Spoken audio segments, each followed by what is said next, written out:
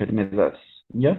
A nuestras auxiliares les voy a dar enfermedades que son un poco menos relevantes en nuestro medio, es decir, que no son de vital importancia, pero que sí son importantes que las aprendan. ¿Ya? Esa va a ser la tarea de ellas, ayudarme en enfermedades que sean un poco más simples de comprender, que sean de relativa importancia en nuestro medio. Y las más importantes las voy a tocar yo. De todas maneras, les vuelvo a repetir, si ustedes llegaran a avanzar, qué sé yo, con alguna de nuestras auxiliares, por decirles,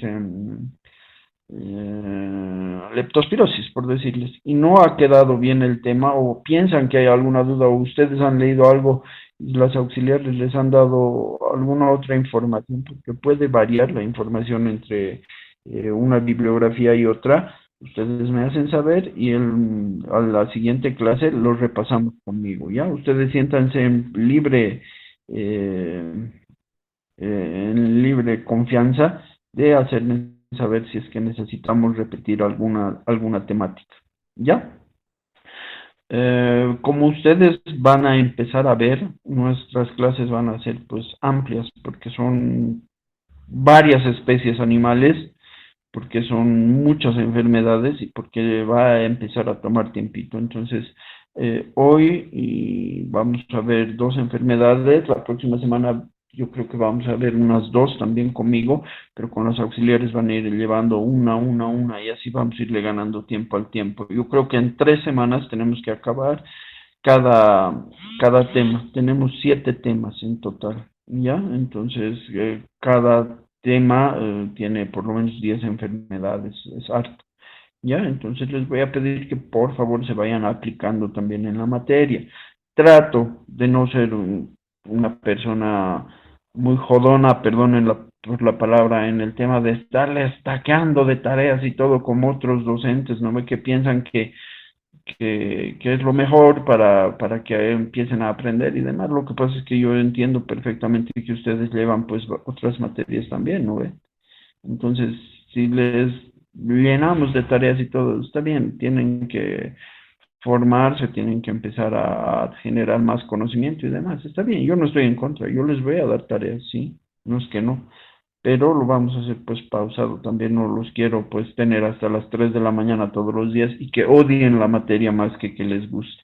Al fin y al cabo, lo importante aquí es que ustedes aprendan. La mejor forma de aprender es generando interés por algo, no odio, porque no es nada lindo ir pateando piedras al trabajo.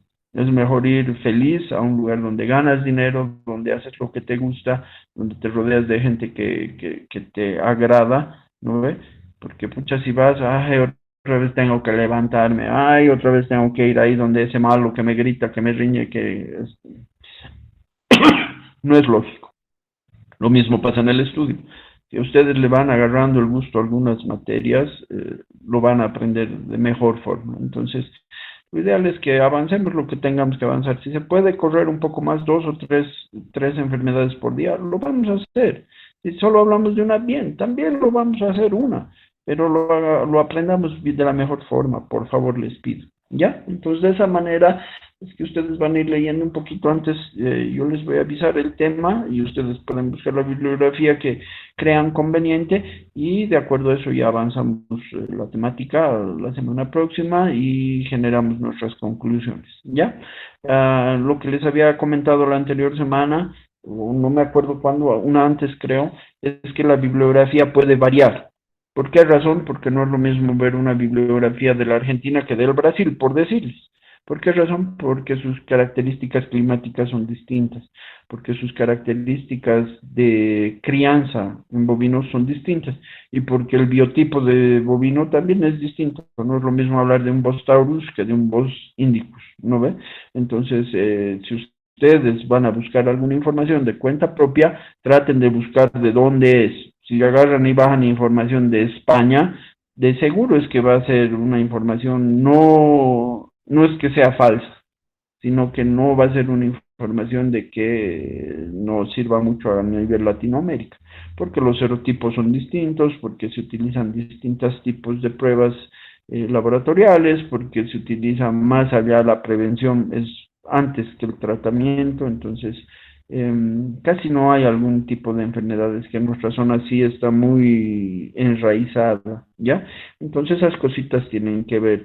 Y hablando de la misma región, hablando de misma Sudamérica, tienen que ver cuál es la que más se adapta, ¿no ve? Si vamos a hablar de enfermedades tropicales, busquen enfermedades en el Brasil, busquen enfermedades en Colombia, busquen enfermedades en la parte tropical del Perú. Se asemejan mucho a las nuestras, ¿ya?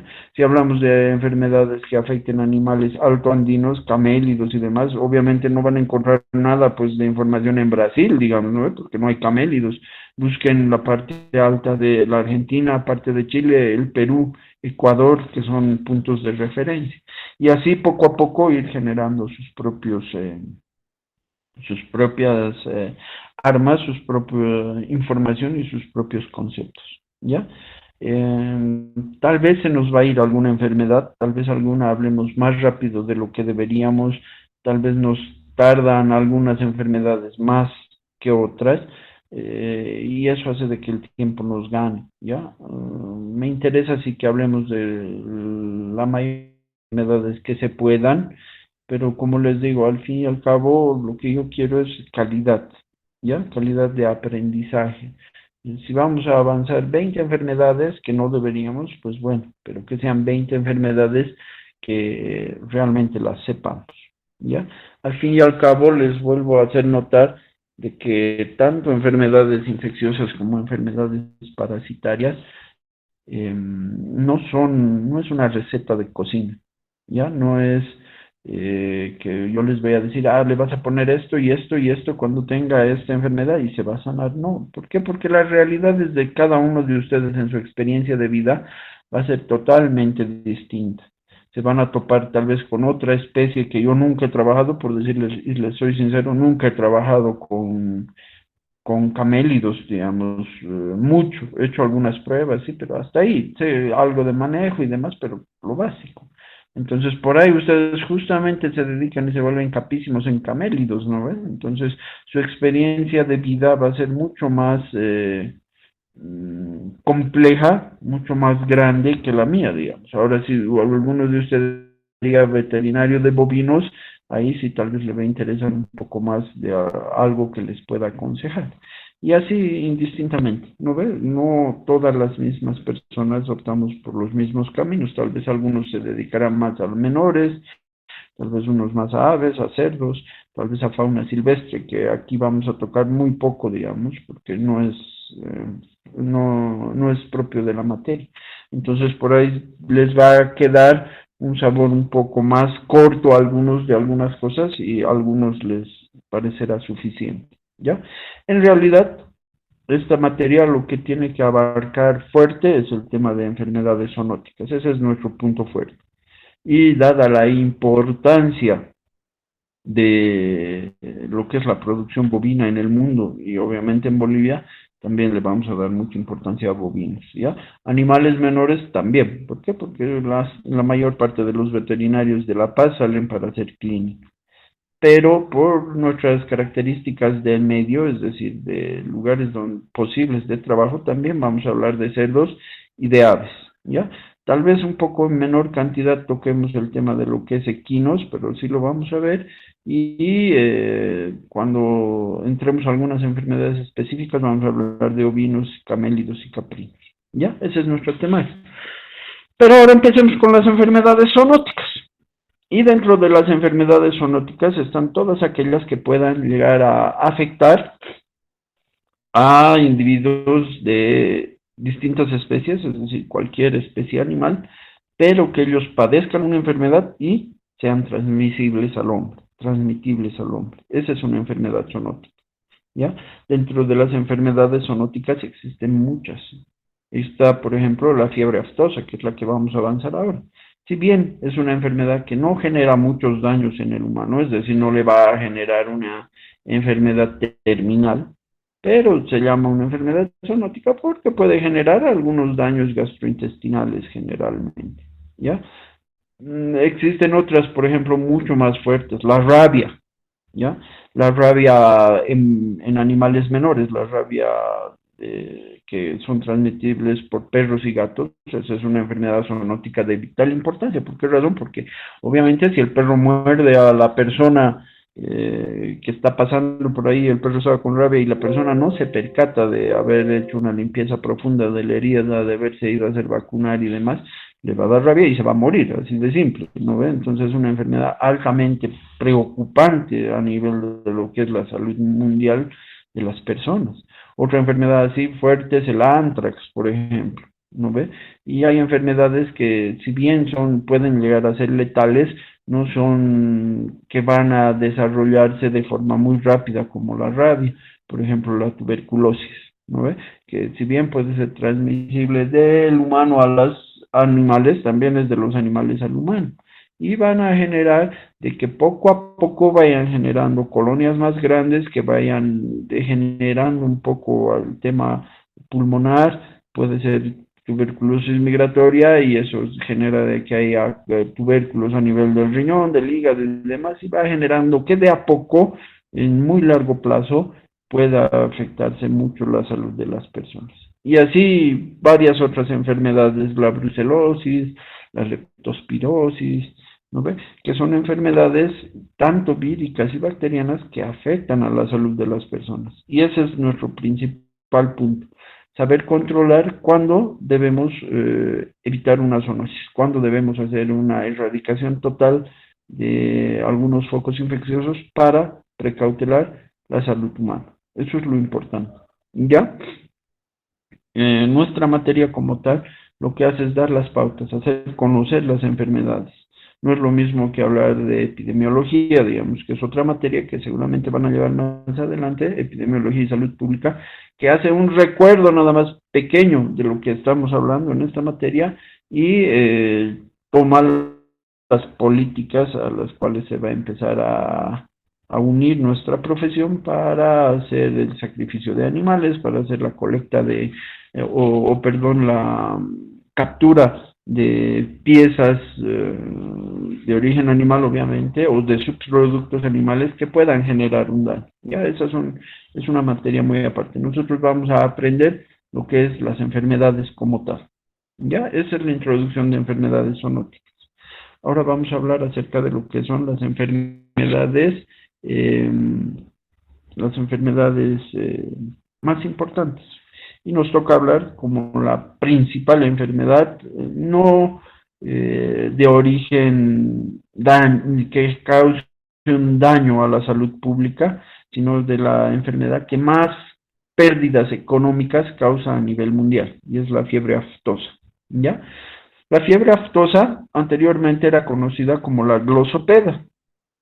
¿Por qué se llamaba así? ¿Qué quiere decir? ¿Alguien se acuerda qué es el término glosopeda? ¿O a qué se refiere? ¿Se va a referir específicamente? Sí, dígame si alguien sabe. Me parece a las úlceras que provocan enfermedad, como es glosopedia y es como globitos, digamos, cuando sale aptas, se forman como ampollas, ¿verdad? Y como tiene esa forma, entonces Ya, yo supongo que se llama por eso.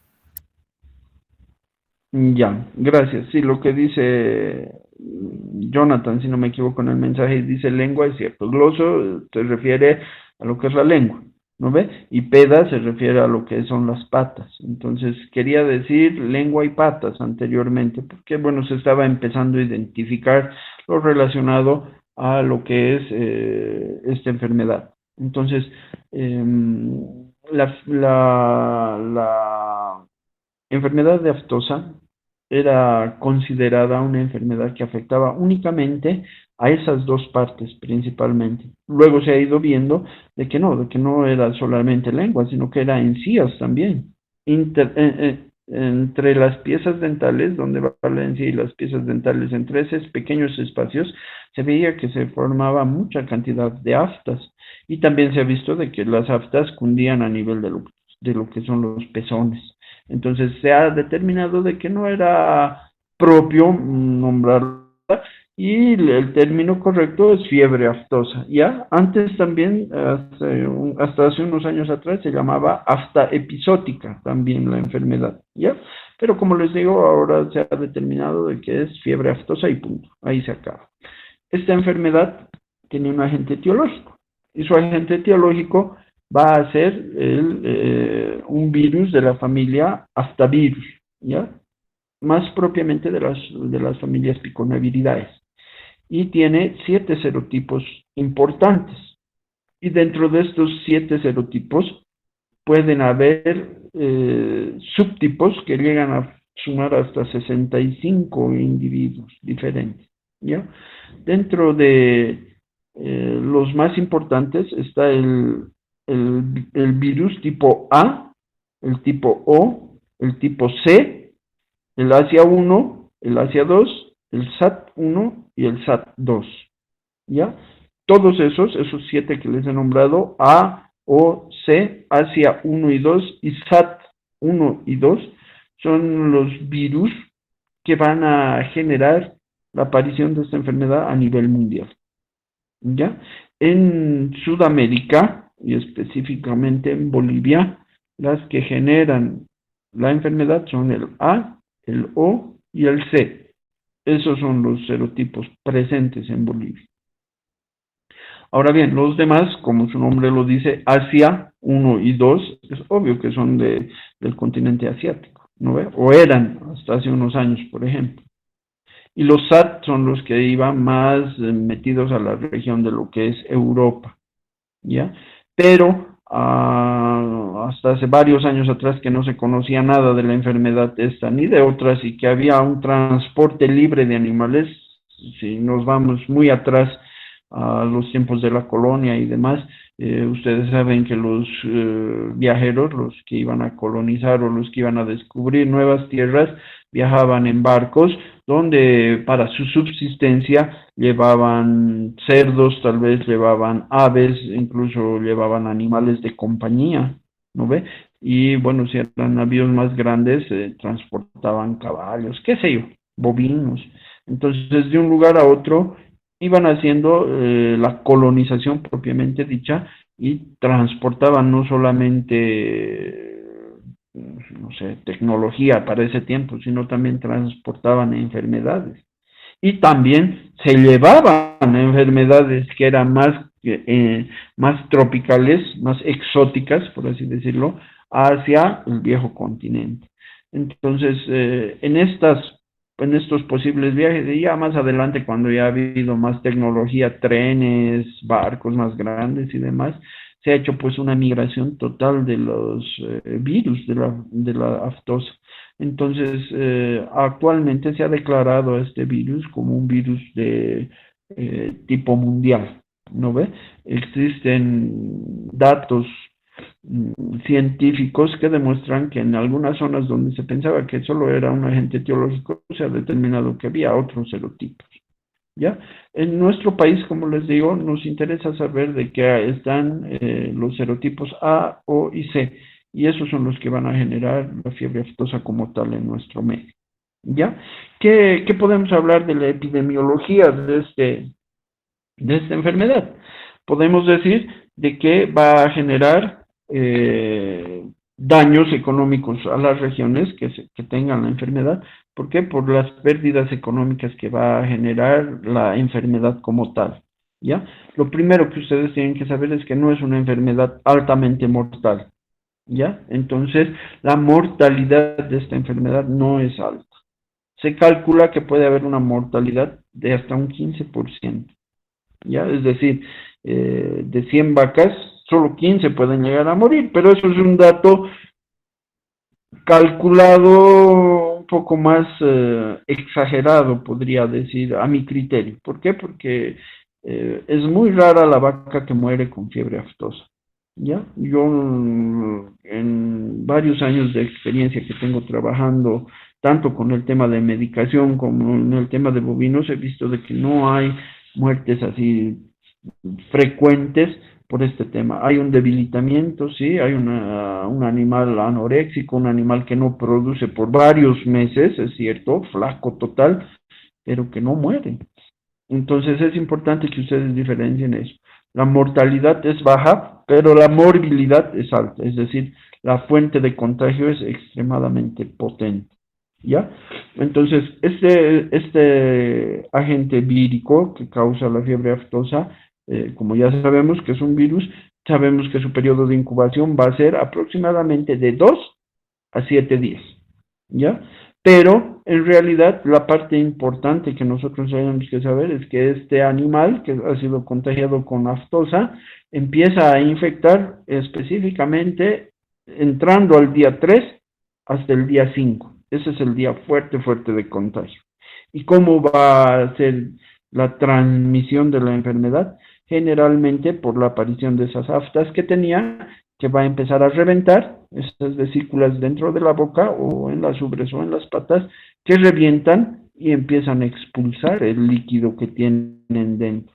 Ahí es donde hay la mayor cantidad de virus acumulado. Entonces, ese animal que todavía estaba relativamente bien, estaba tratando de comer algo todavía, al momento de que revienten esas aftas, deja de comer totalmente y empieza a tener un babeo profuso, ¿ya? Y ese babeo profuso hace que esas pequeñas gotas o ya mayor cantidad de saliva, que sea pendulante, que empiece a colgar, empiece a caer por todo el lugar donde él camina, ¿no ve? Ya sean los potreros, ya sean los lugares si van a estar estabulados, sobre los saleros si hay sal mineral, sobre los comederos si hay alimento balanceado, o incluso cuando se acerca a los bebederos a tomar agua, hacen los depósitos de la cantidad de virus. Entonces el virus es muy resistente a objetos inanimados y es fácilmente transportable por fomites, ¿ya? Entonces esa es la fuente de contagio, es así como se va a contagiar. Obviamente no es solo de esta parte por objetos inanimados, también va a haber una fuente de contagio por contacto directo, es decir, que estén animales muy hacinados, genera que haya infección de uno a otro. Se va a transmitir por leche, sí, es altamente contagiosa por el amamantamiento. Entonces, si la madre está lactando con un ternerito que tiene, no sé, 2 meses, por decirles, y se contagia de aftosa, en 3 o 4 días va a pasar la enfermedad al tener, porque por leche es la fuente de mayor contagio directo que hay. Por heces y orina se contagia, sí, también. Cuando empieza a orinar, cuando empieza a defecar, hay diseminación vírica, pero las cantidades de expulsión del virus son mínimas, ¿ya? Entonces, no es un punto de vital importancia, de que sí contagia, lo hace, pero no tanto. Y por semen también, es decir, un toro infectado si hay monta y eyacula dentro de la vagina de la hembra, obviamente puede haber un contagio, ¿ya? Pero como les digo, no son de vital importancia, no son estadísticamente datos muy relevantes. Si bien hay contagio, el porcentaje es bajo. El porcentaje principal es, como les decía, epidemiológicamente hablando, de lo que son los fomites generalmente, la leche y el contacto directo entre animales muy hacinados. ¿Ya? Existe también, hablando ya de patogenia, lo que principalmente va a hacer el animal a partir del día 1 entrando al día 2 de contagio es empezar a formar esas aftas. Primero se van a poner unas pequeñas pustulaciones, en cuestión de horas van a empezar a generar un tamaño más grande esas aftas y a partir del día 3 empiezan a reventarse. Y esas vesículas que revientan van a generar laceraciones, casi siempre a nivel de lo que es la lengua, muy, muy adentro de la lengua, a nivel de lo que son las encías y el cachete interno de los animales. Se ha visto casos en los cuales hay aftas internas a nivel de lo que es laringe, esófago. ¿Ya? Lo mismo pasa a nivel de las ubres. Generan las mismas aftas que van a empezar a reventarse y van a empezar a generar incluso formaciones de pus. ¿Ya? Y lo mismo pasa entre las pezuñas. ¿Ya? Cualquier animal que sea de pezuña hendida es animal pasible a fiebre aftosa. Animales, por ejemplo, que tengan cascos, pero que no tengan pezuña hendida, me refiero a las mulas, a los burros, a los equinos, son animales que van a repeler más bien el virus, no se contagian de esto, ¿ya? Pero otros animales, incluso silvestres, que tienen pezuñas hendidas, sí son pasibles. Me refiero a lo que son caprinos, me refiero a lo que son ovinos, me refiero a lo que son incluso los ciervos, los venados, que puedan tener relativamente contacto cercano con los animales de explotación extensiva, pueden ser pasibles a esta enfermedad. Ya cualquier animal silvestre que tenga pezuña hendida también. Se han reportado incluso casos en la India de elefantes que han sido determinados con fiebre aftosa, ya pese a que los elefantes no tienen una pezuña hendida. Entonces, como ustedes verán, la probabilidad de contagio es alta entre varias especies y lastimosamente de unas a otras empiezan a contagiar, ¿ya? Antiguamente, bueno, ni tan antiguamente, les estoy hablando de unos 20, 25 años atrás, se estaba vacunando el tema de lo que es cerdos, ¿ya? ¿Por qué razón? Porque los cerdos son animales de pezuña hendida también, que les afecta demasiado la fiebre aftosa a ellos, lo que va a generar también, aparte de la fiebre, de las aftas y todo, es que no puedan caminar, les afecta tanto las pezuñas a los cerditos que los hace echar y se mantienen echados varios días y después al levantarse empiezan a cojear muy profusamente y bueno, luego va pasando la enfermedad de a poco. Pero la principal característica es, como les digo, que les afecta a las patas y los postra a los animales. Entonces se estaba vacunando hasta hace unos años atrás a los cerdos, pero se ha determinado, se ha visto, las autoridades expertas en el tema de aftosa han determinado que lo mejor era no vacunar a los cerdos. ¿Por qué? Porque han decidido que lo mejor era que ellos sean una especie de animal centinela. Es decir, si va a entrar un brote de fiebre aftosa y hay producción de bovinos, casi siempre ustedes van a ver que hay cerditos siempre atrás patio, ¿no ve? En las mismas estancias y demás, y estos son los primeros en caer, son los primeros en enfermarse. Entonces es una especie de animal centinela que da la alarma de que están siendo afectados por aftosa y eso nos da unas cuantas horas para empezar pues a programar las vacunaciones y demás. Enseguida vamos a ver este tema porque en esta enfermedad sí es importante de que se haga la vacunación si es que entra el brote, ¿ya? Entonces, eso hablando como lo que es patogenia. Ahora hablando como sintomatología específica, ¿qué podemos decir? Si se acuerdan, hace unas 2 clases hablábamos y decíamos de que todas las enfermedades, sean de origen bacteriana o vírica, va a generar lo que es un decaimiento, ¿no ve? Este decaimiento se va a ver por un alto reflejo del sistema inmune que va a hacer de que haya aumento de temperatura. Todas las enfermedades generan aumento de temperatura, entonces no es un punto a tomar como un síntoma, porque todas las enfermedades lo tienen. Pero bueno, en el caso de aftosa sí tendríamos que tomar. ¿Por qué razón? Porque su mismo nombre lo dice, fiebre aftosa. Entonces la temperatura se eleva por encima de los 40 grados. Es una de las enfermedades que más temperatura va a generar en bovinos, ¿ya? Uno. Dos, el tema de lo que es las aftas. Estas aftas que les digo que pueden generar presencia en la lengua, en el paladar, tanto duro y blando, a nivel de las encías, a nivel de lo que es los belfos, el cachete interno, e incluso a nivel de lo que es faringe y laringe, ¿ya? Genera las mismas presencias de aftas a nivel de las ubres y a nivel de las patas. Por lo tanto, si presenta en las patas, va a generar que el animal cojee, ¿ya? Y al cojear puede darnos un diagnóstico falso. Podemos pensar que es otro tipo de enfermedad. Obviamente, muy aparte de todos estos síntomas visibles, vamos a hacer de que el animal presente, va a hacer de que el animal presente anorexia, obviamente, porque no se va a alimentar, una baja en la producción de todo tipo, si es de lana, si es de leche, si es de carne, ¿no ve? Todo tipo de producción va a bajar terriblemente con esta enfermedad. ¿Por qué? Porque el animal no se puede alimentar y va a durar varios días en el que se le pase ese dolor causado por las vesículas reventadas y va a tardar en recuperar. En algunos casos tardan hasta, en bovinos, hasta 6, 8 meses, un año en recuperar.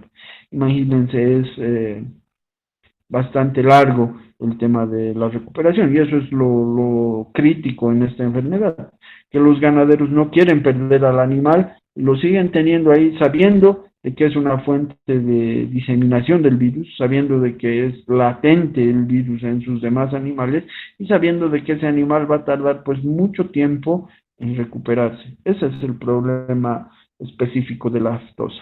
¿Ya? Si ustedes ven, les voy a hacer oír el video, supongo ustedes que todos han visto, pero oiremos un segundito lo que dice acá. Pasa en el periodo de incubación, que a modo de ejemplo será de 4 días. Esta animación muestra cómo se comporta el virus en un animal. Ingresa en el animal por alguna de las vías ya planteadas. Se multiplica primero en la nariz, laringe y faringe, que es la mucosa respiratoria superior, y en la mucosa bucal. Luego ingresa a la sangre, generalizándose la infección. Siempre presenta fiebre alta, decaimiento, falta de apetito, disminución de la producción de leche. Como vimos, cuando el virus ingresa en el animal, se multiplica en mucosa respiratoria superior y bucal. Luego pasa a la sangre y se disemina la infección al resto del organismo. El animal desarrolla fiebre alta, decaimiento, falta de apetito y disminuye su producción de leche. Después del 4.º día, termina el periodo de incubación y aparecen las vesículas en la boca, lengua, nariz, espacio entre las pezuñas, en la banda sobre ellas, en la ubre y pezones. Las vesículas se rompen rápidamente, en menos de 24 horas, dando lugar a úlceras como estas, que son muy dolorosas, dificultando al animal tragar y hacen que se babee y tenga descarga nasal. Asimismo, en las patas, las úlceras son muy dolorosas y hacen que el animal cojee o evite ponerse de pie. Este signo es mucho más manifiesto en los cerdos que en el resto del ganado. Como escucharon ahí en el video que les he mandado, si bien no es muy técnico, es más para productores, lo que me interesaba es que ustedes vean un poquito el tema de los síntomas. Ya puede variar de acuerdo a varios factores. En primer lugar, al lugar donde esté ocurriendo el brote. Ya en lugares tropicales el proceso es mucho más rápido. ¿Ya? En lugares con un poco más de altura, la sintomatología y la patogenia tarda un poquito más. En algunos lugares también va a determinarse mucho el tema de todos estos síntomas que habíamos ido viendo en relación a la cantidad o a la virulencia del mismo, es decir, a cuán importante ha sido el contacto con otros animales y cuál es la carga viral que se va a tener. ¿Ya? En lugares muy endémicos, por ejemplo, animales que vienen del Brasil, por decirles, el brote es mucho más rápido. Dura entrando al 4.º día ya ha sido bien notorio, ya ha generado toda la sintomatología, ya ha pasado el proceso incubatorio y ya está generando la diseminación de los mismos. Entonces, como les vuelvo a repetir, va a diferir mucho en relación a la zona en la que ustedes lleguen a, si es que alguna vez trabajan con bovinos, obviamente, lleguen a generar sus propios conceptos. Puede ser de que vean ustedes que la zona en la que les ha tocado trabajar sea un poquito más larga o se acorte un poquito el periodo de incubación, ¿ya? Lo importante aquí es que se den cuenta y vean que el virus ha ingresado, ya sea por vía oral o por vía nasal, orofaringea, como se llama, y empieza a colonizar primero todo lo relacionado a lo que es boca y sistema respiratorio eh, general, ¿ya? Y luego recién va a empezar a ingresar un poquito más a nivel de lo que es el tracto respiratorio, faringe, laringe, y después recién va a empezar a generar la septicemia, ¿ya? Obviamente, cuando ya el virus ha empezado a hacerse llevar, a hacerse distribuir por los diferentes, por el sistema circulatorio, ya la diseminación va a ser fuerte. Y en algunos casos la septicemia puede ser mortal. ¿Cuándo va a ser mortal la fiebre aftosa? Cuando afecte el músculo cardíaco, ¿ya? Si llega a afectar el músculo cardíaco, muerte súbita, eso es seguro. Esa es la única fase, porque las demás fases, cuando solo genera la sintomatología básica y demás, el animal no va a morir, ¿ya?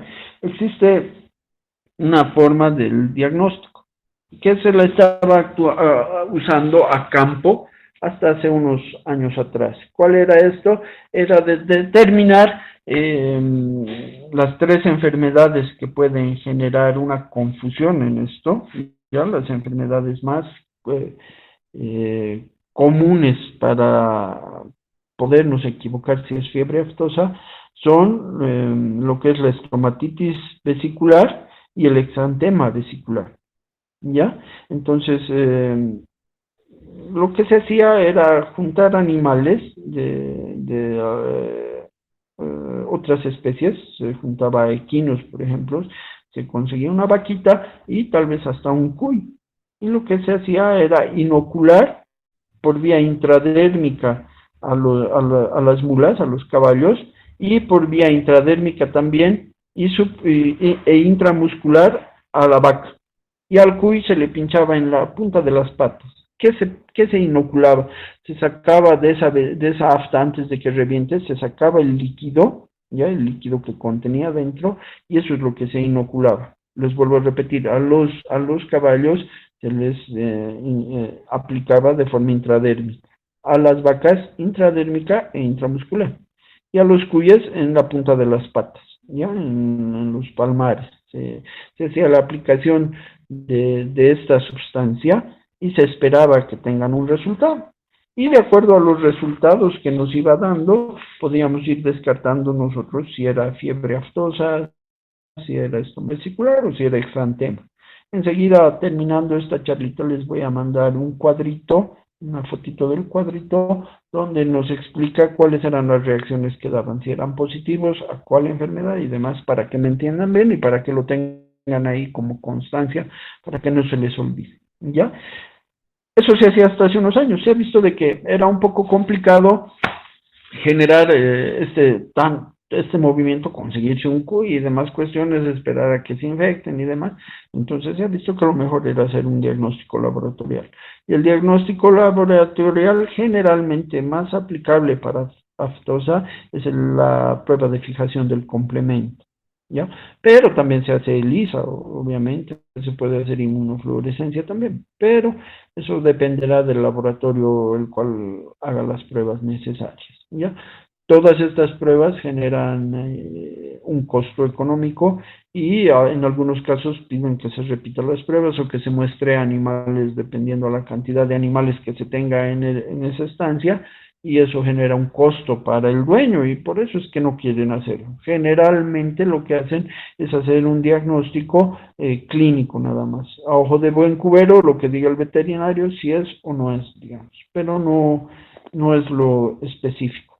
Esta enfermedad es una enfermedad de declaración obligatoria. ¿A qué se refiere esto?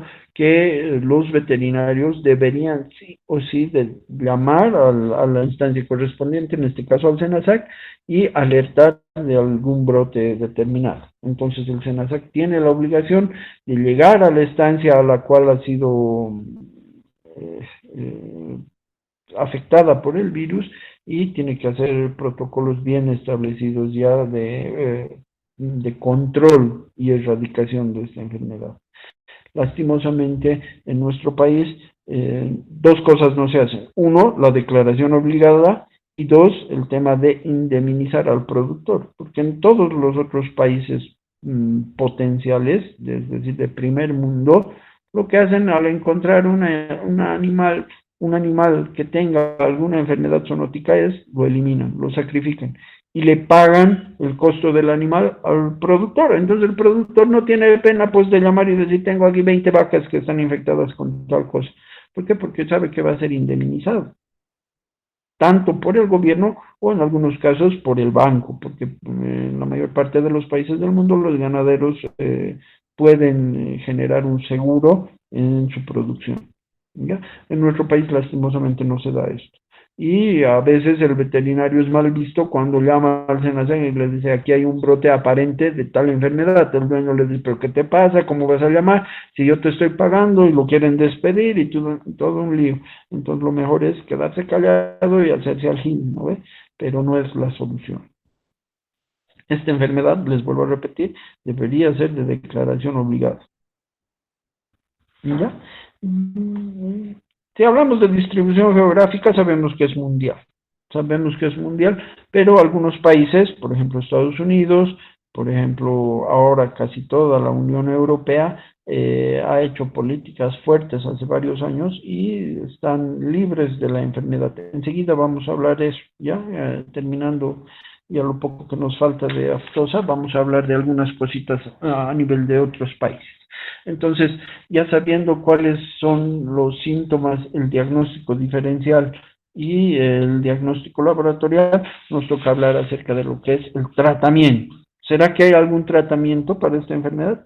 Teóricamente sí, poniéndole un antibiótico, poniéndole una penicilina, en algunos casos una oxitetraciclina como antibiótico, el animal va a sanar más rápido de lo que uno espera. Obviamente, si hacemos algún tratamiento en relación a los síntomas, si tiene fiebre y le ponemos algún antipirético, mejor aún. Si el animalito estaba con un poco de anorexia porque no estaba comiendo y porque no se acercaba al agua, porque le dolía tragar, le ponemos suero, mejor aún, y en el suero vitaminas, reconstituyentes, qué sé yo, el animal sana más rápido. Pero el punto es que ustedes no tienen que tratar de hacer un tratamiento a ese animal, lo que debemos hacer es declararlo para que no sea una fuente de diseminación, ¿no ve? Puede expulsar el virus por varias semanas después de haber él pasado el periodo de convalecencia, es decir, sigue diseminando, sigue contagiando a animales sanos. Entonces es un foco de infección. Por eso es que el tratamiento debería ser nulo, debería ser a letra muerta. Tratamiento no existe, eliminación del animal portador. Eso debería ser. ¿Ya? Pero bueno, casi no se hace, generalmente le hacen un tratamiento a ese animal. Después de eso, tenemos que hablar acerca de lo que es la prevención. La única forma de prevenir que haya esta enfermedad en los animales es utilizando vacunas. ¿Ya? Es la única forma de prevenir. Ahora bien, enseguida vamos a hablar de las vacunas. ¿Existe algún modo de generar el control? Sí. ¿Cuál sería? La erradicación. Es el único medio conveniente. En otros países lo que se hace es tener unidades móviles que están específicamente diseñadas para el control de lo que es aftosa. Entonces se declara alerta en algún sitio, en algún punto donde pueda haber aftosa y estas brigadas móviles van y tienen todo el equipo necesario para hacer las pruebas de inmediato y si realmente se da positivo a que ese animal era, lo eliminan de inmediato. Resarcen los daños económicos al dueño y empiezan a vacunar a toda la región, a esa estancia, a los vecinos y demás, y de esa manera generan una prevención hacia todo lo que es el país como tal. ¿Ya? Existen políticas bien fuertes en otros países de lo que es incluso guardar lotes de vacunas, que enseguida vamos a hablar también de eso. Entonces, a lo que me voy con esto es que en nuestro país estamos todavía pues chocándonos cabeza con cabeza porque no tenemos políticas realmente bien establecidas. ¿Ya? En nuestro país estamos ya por el ciclo, no sé, 28, creo, ya estamos llegando al ciclo 30 de vacunación. Lastimosamente, en algunos lugares se vacuna, digamos, hoy por última vez, el último ciclo, y se va esperando a que no haya rebrotes. Pasa un año y no hay casos confirmados, el segundo año, el tercer año está llegando sin algún caso de aftosa, y tran aparece una vaca. Entonces todos los anteriores años que hayan sido no vacunados, no vacunables, se echan al tacho. Y tenemos que volver a vacunar a esa zona y esperar nuevamente varios años a ver si es que no hay un brote. Para declarar una zona libre de aftosa, tiene que pasar 10 años, ¿ya? Es decir, si por ejemplo aquí en La Paz hubiera aftosa y nosotros hoy dejamos de aplicar nuestra última dosis, tenemos que esperar hasta el año 2031 sin ningún caso confirmado de aftosa para declarar la zona libre de aftosa con vacunación. Es decir, del 2021 al 2031, que han sido los 10 años que no se ha vacunado, se declara libre de fiebre aftosa con vacunación. ¿Por qué? Porque el año 2021 ha sido la última aplicación. Y del 2031 al 2041 se espera otros 10 años que no haya ningún caso y recién se declara zona libre de fiebre aftosa sin vacunación. ¿Ya? Eso es lo que pasa. Pero si es que en ese transcurso aparece un animal infectado, todos los demás años se van al tacho y no se puede declarar una zona libre. ¿Ya? Lastimosamente, ¿qué es lo que pasa en nuestro país? Que en la parte que colinda generalmente con lo que es el Chaco, con el Paraguay y toda la parte ya de arriba que va al Brasil, en lo que es Santa Cruz, Beni y Pando, las fronteras no son pues bien resguardadas. Entonces los animales entran del Brasil como Pedro por su casa. ¿Por qué? Porque el ganadero, el brasilero le vende al ganadero veniano animales más baratos, entonces los mete por tierra, los mete arreando, pero no se han percatado de que realmente tenía las vacunas. Le dice, ¿está vacunado? Sí, está vacunado, pero nadie tiene una certeza real de que las 100 vacas que está comprando o los 200 torillos que está comprando realmente estén vacunados los 200. Entonces, en esos grupos puede llegar a ingresar uno que esté afectado, que esté empezando a incubar y en 3 o 4 días empieza a diseminar la enfermedad. Entonces, eso es lo complicado de nuestro país. No tenemos los medios necesarios para salvaguardar nuestras fronteras. ¿Ya? En otros países, por ejemplo en Chile, sin ir lejos, nuestro vecino cercano en el sur, es un país libre de fiebre aftosa. Entonces ellos no van a permitir por nada del mundo que por ninguna de sus fronteras ingresen subproductos de derivados lácteos. Es decir, no van a permitir que entre queso, no van a permitir que entre ningún tipo de lácteos, ni derivados de productos cárnicos, no van a permitir que entren jamón, salchicha, chorizos, nada, nada, absolutamente. Incluso restringen mucho la entrada de frutas y vegetales también, pese a que no tiene nada que ver con aftosa, para evitar posibles plagas en sus cultivos, ¿ya? Entonces es una política bien determinada. Si se dan cuenta, en nuestro país intentamos hacer eso, sí, intentamos, no es que no. Pero pues lastimosamente vivimos en el país de las maravillas, como dicen, ¿no ve? Si se dan cuenta, ustedes váyanse al desaguadero y párense un ratito ahí a mirar, van a ver cómo por abajo los policías arriba están controlando de que no entren animales, qué sé yo, y por abajo, por las ranchitas que bajan o por los botecitos esos que pasan remando por abajo del puente en el río, están entrando bovinos, están entrando ovinos, están metiendo cualquier especie animal. Entonces, ese es el problema. Por eso es que nunca vamos a, bueno, no sé si nunca, estaría exagerando, pero por lo menos en unos años más no nos vamos a poder declarar libres de aftosa. ¿Ya? Para terminar, les quiero contar que existe, por ejemplo, en Estados Unidos, una política de su país como tal, que es comprar una cantidad X de vacunas. No sé cuánto será la cantidad real, pero compra para toda la población bovina de Estados Unidos, aftosa. Y lo que hace es comprarle a este laboratorio. Hasta hace unos años yo tuve la suerte de ir a estas instalaciones y de capacitarme un poco en el tema de lo que era vacunas de aftosa y todo lo demás relacionado al tema. Era Laboratorios Biogénesis Vago y ellos tenían unos galpones enormes, con cámaras de frío obviamente, donde tenían las dosis guardadas en estas cámaras de frío para todos los Estados Unidos, para todos los bovinos de Estados Unidos. No sé, pongamos un número por decirles, no me acuerdo cuánto era, 20 millones por decirles de dosis, que es poquísimo, pero digamos que era eso. Entonces tenían las 20 millones de dosis ahí guardadas en esa cámara de frío para los Estados Unidos.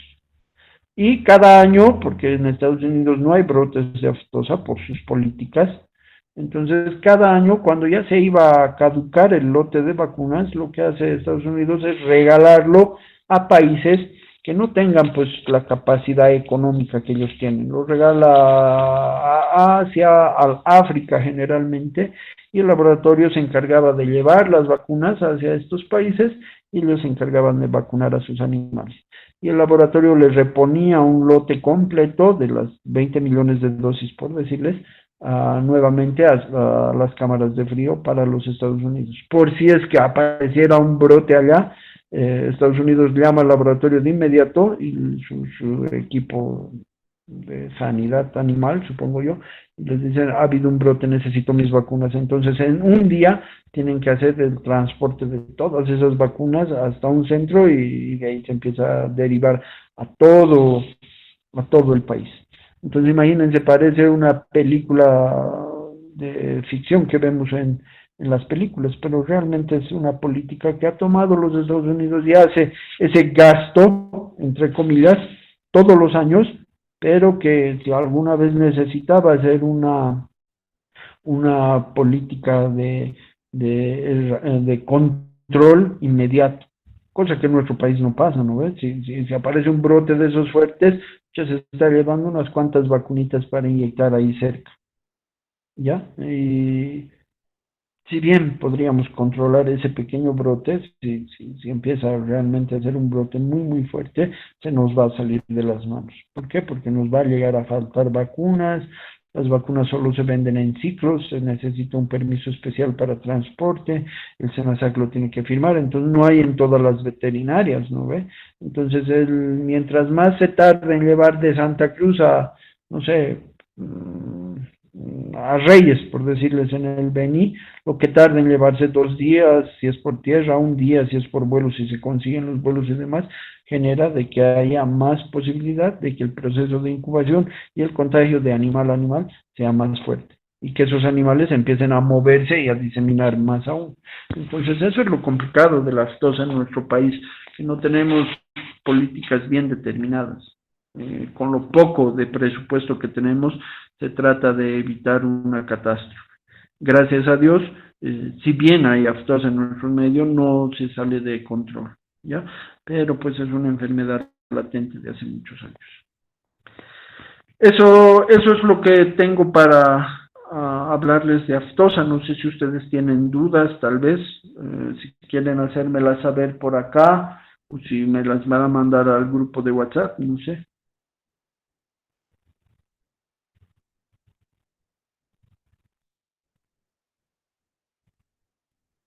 Doctor, buen día, perdone.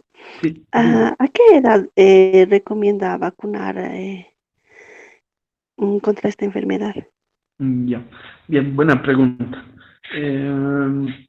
Lo que es aftosa pide generalmente de que se vacune a animales adultos, ¿ya? Entonces, animales adultos van a entrar considerados ya a partir de los 8 meses, pese a que todavía están en la categoría de animales pubertos, ¿ya? Ya son considerados animales adultos. Lo que hace, obviamente ustedes saben que hay un tipo de marca, ¿no ve? Esta marca puede ser el carimbo, y el carimbo es una marca que se les pone un número de acuerdo al año de nacimiento, puede ser a un costado, generalmente en los cachetes, se los marca en ganado de carne, y al pasar por el brete o por la manga ya se sabe qué edad tienen los animales. Animales que estén contemplados a más de un año entran a procesos vacunacionales, ¿ya? Y generalmente en nuestro país lo que se hace es 2 ciclos de vacunación por año, ¿ya? Es decir, se vacuna en noviembre, diciembre, el primer ciclo, y en junio, julio, el segundo. Entonces, cada animal mayor a un año tiene que recibir cada 6 meses una vacuna. Lo malo de la vacuna de aftosa es que tiene una duración de muy corto tiempo, ¿ya? Ahora, ¿qué pasa con terneros? Por decirles que ahora estamos vacunando nosotros y vemos terneritos pequeños de 3 meses, digamos, no entran al proceso de vacunación, ¿ya? No entran. Ellos tienen que pasar nomás. A no ser que veamos que ya están los más maltoncitos, los más grandes, ya que por el ojo nomás calculamos el peso y suponemos que ya tienen más de 6, 7, 8 meses, 9 meses en algunos casos, ellos pueden ser vacunados. Pero si es que se decide que no, que pueden ser animales que a la larga pueden presentar la enfermedad, se los deja pasar y en 6 meses, cuando ya van a tomar mayor cantidad de cuerpo y van a tener mayor edad, esos entran nuevamente al proceso vacunacional. ¿Ya? Si ustedes se dan cuenta y van viendo ya cuando hablen seguramente en el tema de reproducción, bovinos de carne y demás, se van a ir dando cuenta de que es importante de que hagamos todo lo relacionado a calendarios sanitarios. Si se recuerdan, hace 2 semanas atrás, cuando les he mostrado lo de vacunas, les había mostrado también esto de calendarios sanitarios, y ahí habla acerca del proceso reproductivo también, cuándo se va a inseminar, cuándo se va a palpar, cuándo se evalúa los machos, para que haya partos homogéneos, ¿ya? ¿Y para qué se hacen estos partos homogéneos? Justamente para evitar esto que les acabo de decir. Es decir, que nazcan terneros entre 21 días de diferencia a lo mucho, que no va a haber mucha diferencia en peso. Sí, el que nazca hoy al que nazca 21 días después le va a ir ganando en peso, pero no es tanto. En cambio, cuando no se hace inseminación artificial, no se hace monta controlada, todo el año están los toros montando a las hembras, se tiene terneros nacidos hace 4 meses atrás y uno que están haciendo hoy, pero todos en proceso de terneros, entonces no se los puede vacunar y los más grandes están más tiempo en el monte, en los potreros, pueden empezar a diseminar enfermedades. Entonces, si ustedes van analizando todo esto, lo ideal es que siempre se trabaje con métodos bien marcados, que seamos bien detallistas en todo el tema de trabajo para evitar esto, ¿ya? Y así tener solo una época de parición y esos terneritos en cuanto nacen, esperar a que cumplan los 6 meses por lo menos y que entren a la tongada de vacunación, ¿ya? ¿Alguna pregunta más tal vez? Algo que no les haya quedado claro a alguien, que necesita que repita tal vez.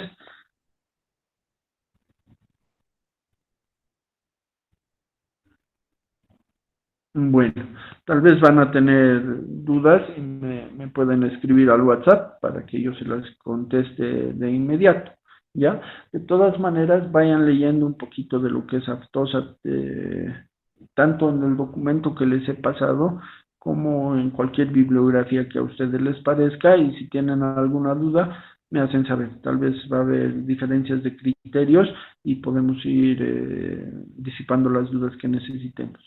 ¿Ya? Vayan tomando un cafecito, yo voy a tratar de subir, tengo varios documentos, pero parece que nos han reducido un poco el tema de la capacidad en la plataforma, porque he estado tratando de subir otros documentos y me dice el documento es muy grande, no puede subirlo, entonces voy a tratar de ver si nos pueden aumentar la capacidad, o bueno, si ya está determinado esto, voy a tener que hacerles llegar al grupo de WhatsApp que tenemos nomás la demás información. ¿Ya? Tomen un cafecito, descansen un poco y en unos minutos yo les hablo para avanzar nuestra segunda enfermedad del día. ¿Ya? Si tienen alguna duda, no duden en hacerme saber en el WhatsApp.